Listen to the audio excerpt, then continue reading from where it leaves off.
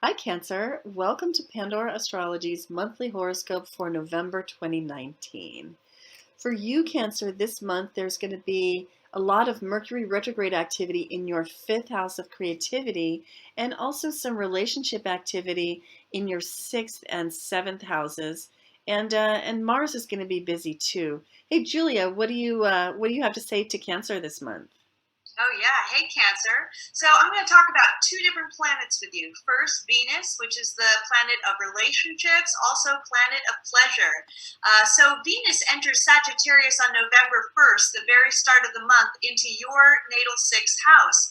And the sixth house is a work house. It's also the house of routine, and it's the house of health. So when Venus goes into this house, which is going to be in there for about 25 days, that means that it's a really good time for getting along well with coworkers.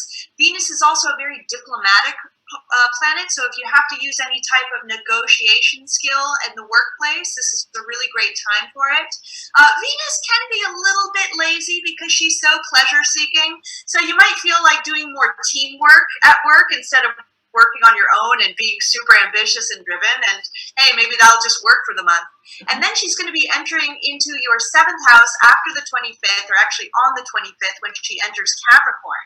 And Venus loves to be in this house because it's the house of partnership, which is everything Venus is about. So that's going to give you a really nice boost if you're single, if you want to go out and date some more, or it could just be a nice halcyon period within your relationships if you're already partnered.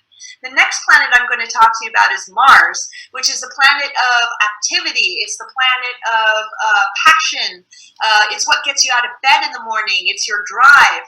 And Mars is going to be in Libra as the month begins, and that is actually in your natal fourth house. And the fourth house is the house of family. It's the house of home, like literally whatever apartment or dwelling or house that you're living in.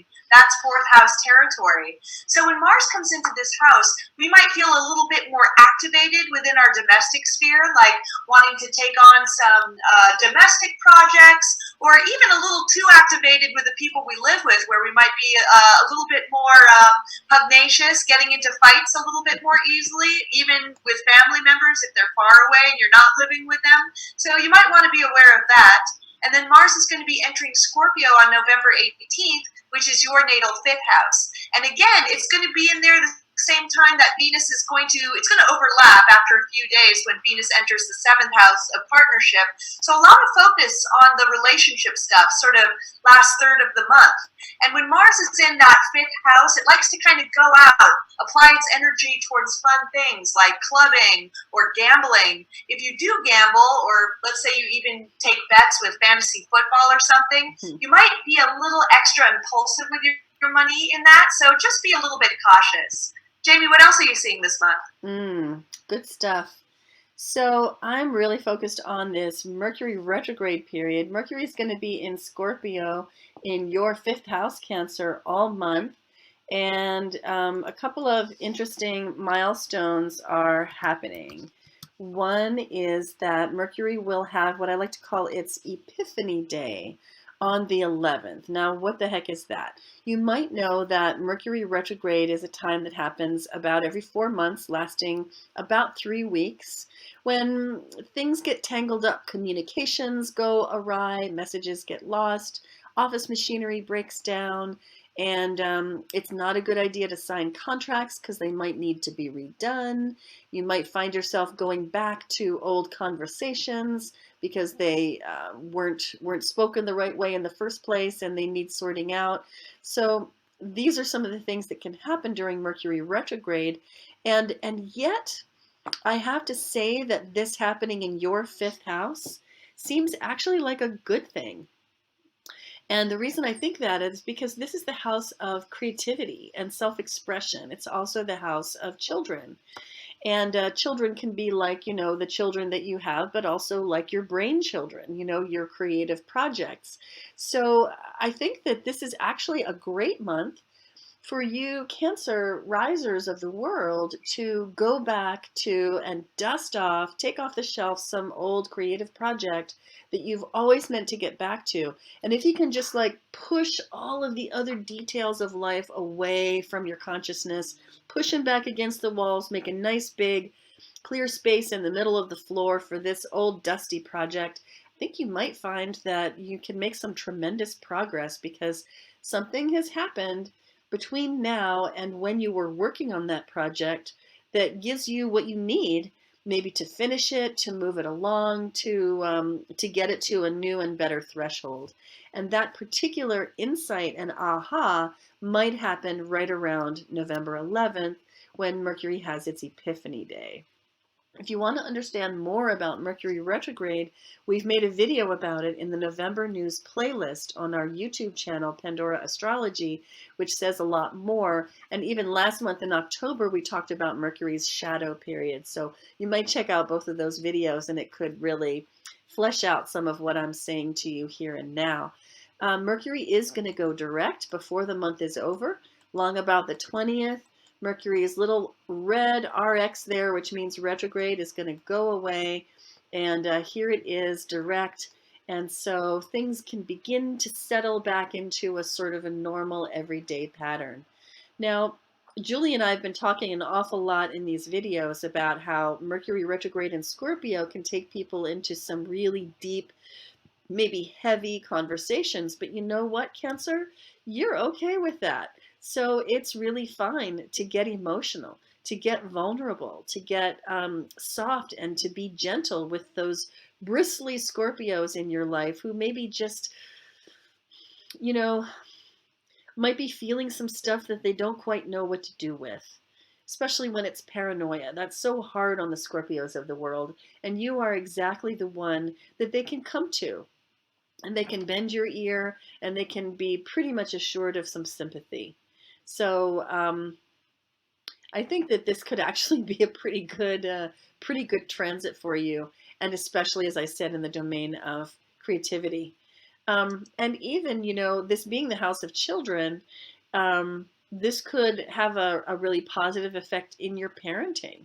If your children or one of your children has been having some kind of learning issue or behavioral issue, this could be a time when you get some clarity about that. You do some research into that, some investigating into that, and something comes clear that just wasn't available before.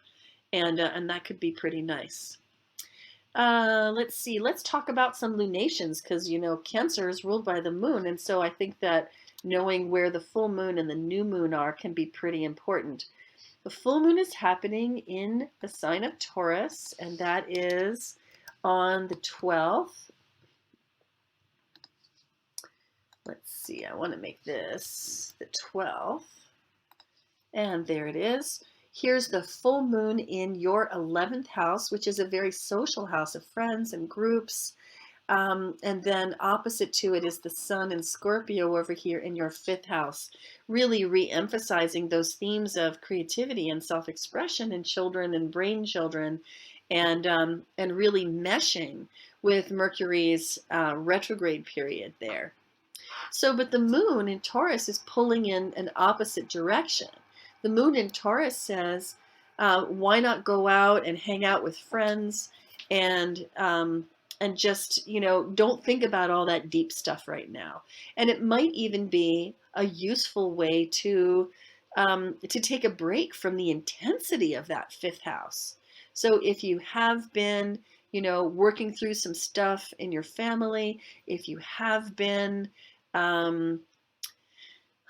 shall we say, doing some research, some detective work, really digging deep, you might need a break from that, in which case going out and hanging with friends in an environment that's so much more simple and plain and just empty of meaning could be just the ticket. So that's happening around November 12th, and you'll probably be feeling it from the 11th to the 13th. Now the new moon is coming at the end of the month, and that is happening on the 26th. So let me pop that in there. Right here it is in the 6th house of work, health, and service. And one thing I've been saying about these moons is that they're so harmonious. There's only harmony in these moons. This one features a fabulous trine to Chiron, a sextile to Juno. It's a very social moon, a very playful, light moon, and happening in your 6th house. That's the house of the workplace. So this could really bring some wonderful, light, playful, fun energy to you at work. And wouldn't that feel good? There's puppy Juno. I don't even know if I can pick her up. Oh, you want to play tug? I'm going to pick you up. Oh, or not. She's not going to let me. I would totally have loved to put that in the video, but I don't think she's going to let me. Are you going to let me? Oh, she is. Oh, Juno's a cutie. She wants to be in the video. There she is. Well, you Cancers have gotten lucky this month. That doesn't usually happen. If Cancer, if you were thinking about getting a reading this month and you asked my opinion, I would say that, well, the squeaking. You are the silliest puppy. I would say that the emphasis on your 5th house of self, of identity, of creativity suggests that a plain old natal and transit reading would be the ticket. Something where you can just really indulge yourself and just focus on you for once, and learn all about things like your purpose. You know, why the heck you're here, and how you can get more satisfaction out of life, as well as, you know, what's going on right now. And that's what the transits part of a reading is about. And if you weren't so interested in focusing on yourself and you are having, you know, anything going on with family members, then you might consider a star child reading, where we can really dig down into your child's temperament, and you can, you know, get some explanations for things that you've been seeing in your child, and figure out some approaches. So that's all we have for you today, Cancer. Thanks for watching. Please be sure to visit our Pandora Astrology channel on YouTube. You'll always find the horoscopes there, organized into their playlist by month. And you'll find the news videos there as well. And if you were to tool on over to pandoraastrology.com/horoscope or monthly forecast, you would find more great news there too. And we'll see you around the cosmos. Bye. Bye-bye.